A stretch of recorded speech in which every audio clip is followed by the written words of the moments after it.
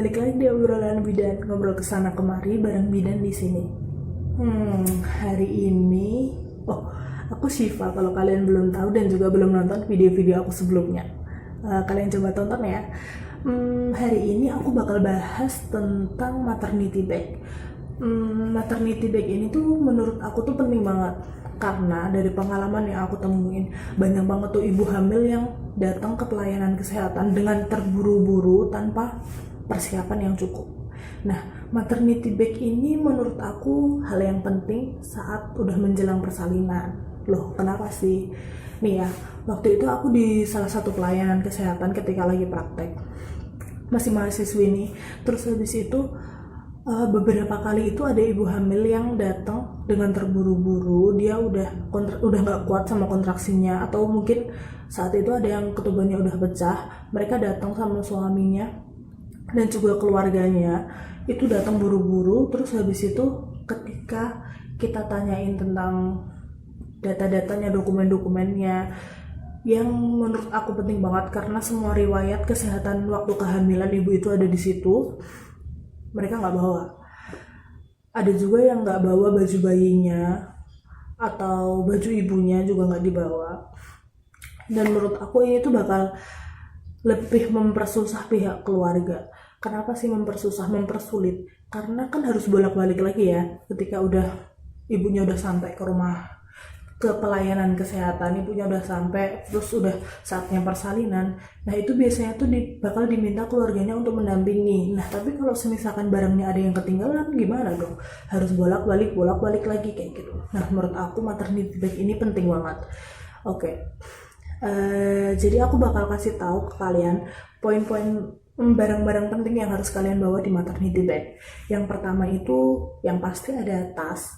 Menurut aku tasnya tuh jangan yang banyak kantongnya atau banyak tempat-tempatnya tuh kepisah-pisah tuh loh. Menurut aku jangan kayak gitu, karena nanti kalau misalkan lagi pas buru-buru di rumah sakit harus cepet semuanya, atau di pelayanan kesehatan, maksudnya di semua pelayanan kesehatan harus cepet-cepet buat nemuin satu barang, tapi ternyata di situ tuh banyak banget kantongnya, itu bakal mempersulit juga. Jadi menurut aku yang kantongnya atau tempatnya tuh nggak usah banyak-banyak, mungkin 2 aja, satu besar satu kecil atau gimana, tapi jangan banyak-banyak.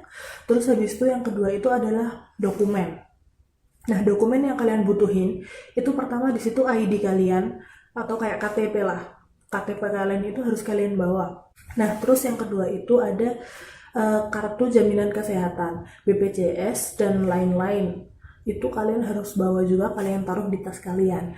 Nah terus habis itu ada lagi kartu rumah sakit atau kartu rekam medis kalian yang biasa kalian bawa kalau kalian ke pelayanan kesehatan. Nah kartu ini tuh penting juga buat tenaga medis buat lebih cepat menemukan rekam medis kalian. Nah rekam medis ini adalah tempat di mana tenaga medis menuliskan semua riwayat pemeriksaan yang udah kalian lakuin di pelayanan kesehatan tersebut. Nah, terus ada lagi yang gak kalah penting adalah buku KIA. Kalau ibu hamil itu pasti harusnya punya buku KIA. Nah, di buku KIA itu ada semua riwayat pemeriksaan yang udah dilakukan selama kehamilan.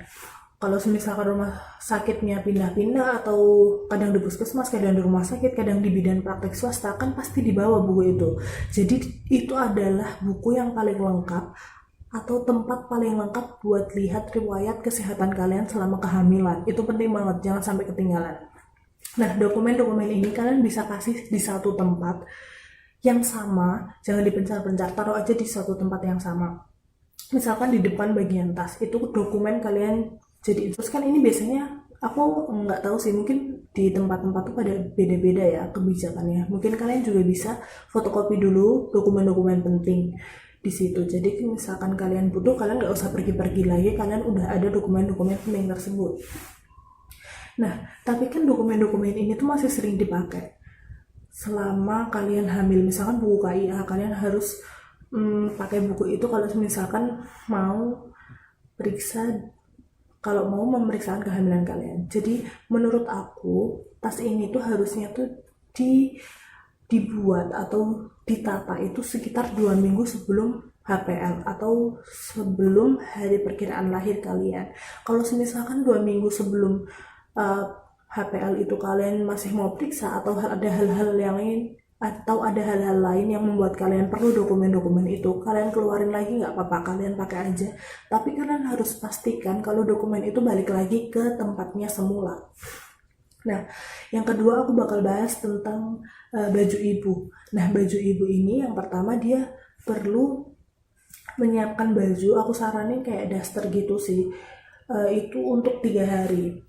Nah, kenapa sih daster? Kalau habis persalinan itu, apalagi normal, biasanya tuh setelah persalinan bakal sulit sih buat ibu itu pakai baju sendiri. Biasanya bakal dibantu makain baju sama bidannya. Nah, itu mempermudah bidannya. Dan juga kenapa sih harus daster? Karena kita itu tenaga kesehatan uh, harus tetap ngecek lagi, memeriksa lagi bagian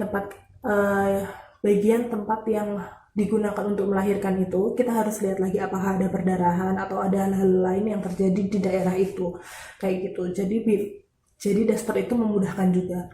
Nah, terus habis itu daleman untuk 3 hari juga. Terus habis itu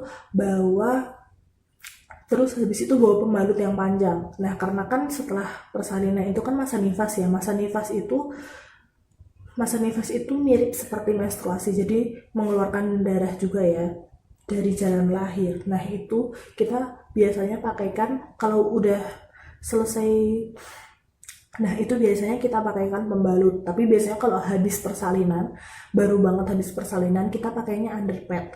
Itu biasanya udah ada disediain dari pelayanan kesehatannya. Kalau misalkan nggak ada, paling nanti disuruh beli di tempat lain kayak gitu. Tapi biasanya udah disediain. Nah, terus habis itu ada peralatan mandi. Karena kalau habis persalinan itu kan nggak cuma hari itu doang dia ada di situ.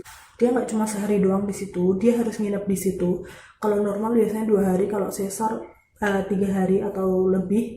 Nah, itu juga kalaupun tidak ada hal-hal lain yang menyebabkan dia harus tinggal lebih lama di pelayanan kesehatan tersebut. Jadi kalau misalkan menurut aku sih, kalian harus bawa alat mandi sendiri, terus bawa handuk juga. Oke, kita bakal bahas masalah pakaian bayi. Nah, untuk pakaian bayi sendiri itu, yang pertama itu bedong untuk 3 hari. Terus habis itu baju, terus popok kain untuk 3 hari juga, terus sarung tangan, sarung kaki, dan juga kuplo atau topi bayi buat 3 hari juga. Nah, ini tuh penting banget. Kenapa? Karena bayi itu gampang banget kehilangan panas. Jadi menurut aku ini tuh hal yang harus kalian bawa, nggak boleh sampai ada yang ketinggalan. Ini aku ada satu tips buat kalian. Jadi biasanya kalau udah mau menjelang persalinan, tenaga kesehatan tuh bakal minta 1 set pakaian bayi. Nah, kalau misalkan kalian ada di waktu yang darurat atau yang harus cepet-cepet, misalkan ibunya udah kesakitan atau gimana, pasti tuh bakal susah banget buat ngambilin satu-satu.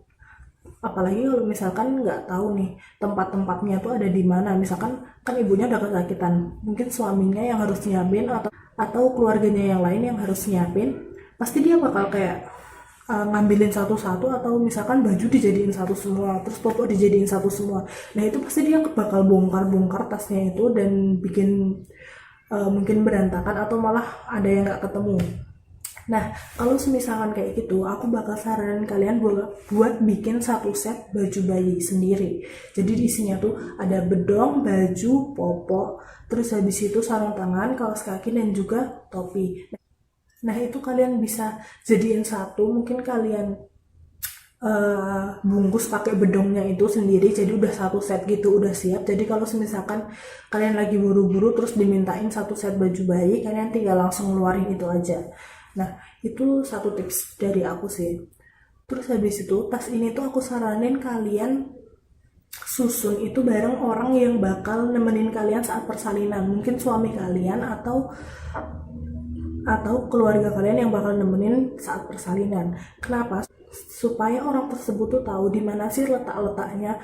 Oh, bajunya yang 1 set di mana, dokumennya di mana, baju ibunya di mana, peralatan mandi di mana. Nah, jadi orang tersebut tuh tahu, dan juga nggak bakal bingung kalau misalkan harus nyari barang-barang tersebut di keadaan yang diburu-buru atau harus cepet nyari barang-barang tersebut, kayak gitu. Oke, jadi tadi barang-barang yang harus kalian bawa di maternity bag tersebut. Semoga sih ini ngebantu kalian yang udah deket-deket nih masa persalinannya. Semoga lancar aja semua kalau misalkan kalian udah mau persalinan. Nah, aku harap video ini ngebantu kalian. Semoga kita bisa belajar-belajar bareng lagi di video-video selanjutnya. Kalau misalkan ada request, pertanyaan, kalian bisa ketik di komentar. Jangan lupa juga like, comment, sama subscribe channel ini. Terus habis itu kalian share juga ke teman-teman yang menurut kalian perlu buat nonton ini dan juga bisa bermanfaat buat mereka. Aku bakal seneng banget. Mungkin gitu aja. Sampai ketemu di video berikutnya. Dadah.